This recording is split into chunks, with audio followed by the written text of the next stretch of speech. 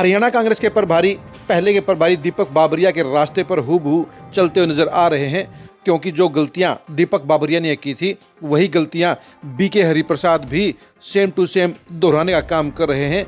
यानी हरियाणा कांग्रेस के अंदर जो नियुक्तियां हैं, जो जिम्मेदारियां हैं, वो कर्मठ लोगों को देने की बजाय ऐसे लोगों को दी जा रही हैं जो फील्ड के अंदर नॉन एक्टिव दिखाई देते हैं। नमस्कार, मैं हूं कुलदीप शुरान। आज हम खरी खरी न्यूज़ में चर्चा करेंगे कांग्रेस की सबसे लेटेस्ट सूची की और जिम्मेदारी लेने वाले नेताओं की।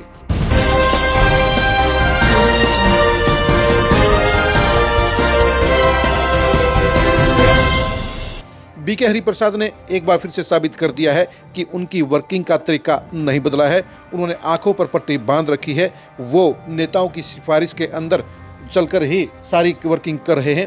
उन्होंने जो नई सूची जारी की है उस सूची के अंदर साफ तौर पर जाहिर हो जाता है कि इसके अंदर मेरिट के आधार पर फैसला नहीं लिया है, बल्कि बड़े नेताओं की चॉइस के हिसाब से, सिफारिश के हिसाब से नियुक्तियां की गई हैं। राहुल गांधी ने हरियाणा को लेकर वोट चोरी का जो बड़ा आरोप लगाया है उसको आंदोलन में बदलने के लिए कांग्रेस ने पूरे हरियाणा में रोष प्रदर्शन करने का ऐलान किया है। ये रोष प्रदर्शन 12 नवंबर से लेकर 7 दिसंबर तक चलेंगे और इन रोष प्रदर्शनों को लेकर ही कांग्रेस ने 21 कोऑर्डिनेटरों की घोषणा की है।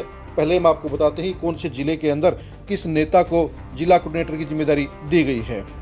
अनिल डांकड़ यमुनानगर, गिरीश भारद्वाज नूहू, बलजिंदर सिंह थरवी सिरसा, सुधीर चौधरी फरीदाबाद, राजेश नलाना जींद, नरेश हसनपुर रोहतक, रणधीर राणा पंचकुला, भूपेंद्र लाठर कैथल, मेहताब अहमद पलवल, फेरी पोसवाल गुरुग्राम, मनवीर कौर गिल अम्बाला, सूर्यवीर सोनीपत, मनदीप सिंह शेरगिल फतेहाबाद, अनंत दिया पानीपत, अमित शर्मा कुरुक्षेत्र, रघुवीर भारद्वाज हिसार, डॉक्टर ममराज स्वामी भिवानी, सतपाल दैया दादरी, सतनाम सिंह विर्क करनाल, ऋषि यादव महेंद्रगढ़, अशोक बोनीवाला रिवाड़ी। सिर्फ झज्जर जिला ऐसा है जहां कोई कोऑर्डिनेटर नहीं बनाया गया है।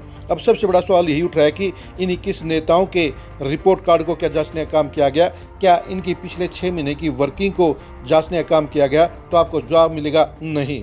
जी हां, राहुल गांधी ने वोट चोरी को लेकर जो पूरे देश में हस्ताक्षर अभियान चलाया था, उस हस्ताक्षर अभियान में इस सूची में शामिल नेताओं में से 80% ने भागीदारी नहीं की। यानी उन्होंने वोट चोरी के लिए हस्ताक्षर जमा नहीं करवाए, वोट चोरी के लेकर उन्होंने हस्ताक्षर अभियान फील्ड में नहीं चलाया, वो घर में हाथ पर हाथ धरकर बैठे रहे। यानी उन्होंने कांग्रेस की मजबूती के लिए, राहुल गांधी के सबसे बड़े अभियान को कामयाब बनाने के लिए कोई भी वर्किंग नहीं की। यानी ऐसे नेताओं को जिम्मेदारी देने का काम किया है जो जिम्मेदारी और चौधर तो बड़ी चाहते हैं लेकिन फील्ड में वर्किंग नहीं करते हैं। इनमें से सिर्फ 20% ही नेता ऐसे हैं जो पार्टी के लिए पिछले वोट चोरी के हस्ताक्षर अभियान में एक्टिव थे, उन्होंने हस्ताक्षर करने का काम किया था। बाकी के 80% नेता इस हस्ताक्षर अभियान से दूर रहे थे, गायब रहे थे।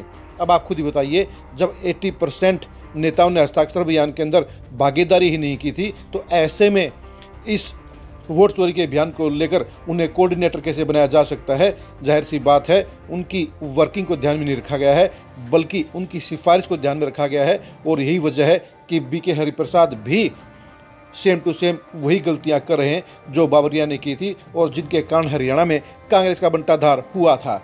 इनमें से 20% जिन लोगों को कोऑर्डिनेटर बनाया गया है वही इस पद के हकदार थे और बाकी के 80% को भी ऐसी कैटेगरी के नेताओं से भरना चाहिए था। ऐसे नेताओं को कोऑर्डिनेटर बनाना चाहिए था जो पार्टी के लिए 100% समर्पण रखते हैं।